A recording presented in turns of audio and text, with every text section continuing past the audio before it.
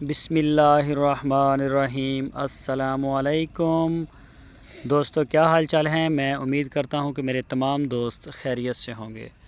दोस्तों, शाह मोहम्मद प्योर साहिवाल की गाय लेके आए हैं फॉर सेल के लिए।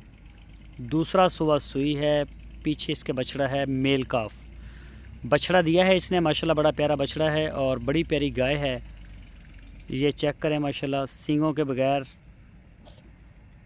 तो ये देखें जी माशाल्लाह, इस गाय का पिछले सुबह का मिल्क रिकॉर्ड है 12 लीटर।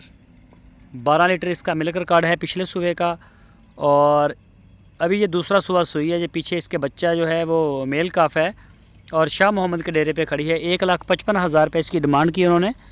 जो भी दोस्त साहिवाल गाय में इंटरेस्टेड हैं, दिलचस्पी रखते हैं, तो वो रब्ता कर सकते हैं। हवाना आप चेक करें माशाल्लाह, बड़ा प्यारा इसका हवाना है। जो भी दोस्त ख़रीदना चाहें वो शाह मोहम्मद के डेरे पे जा सकते हैं। हारूनाबाद सिटी इसकी लोकेशन है।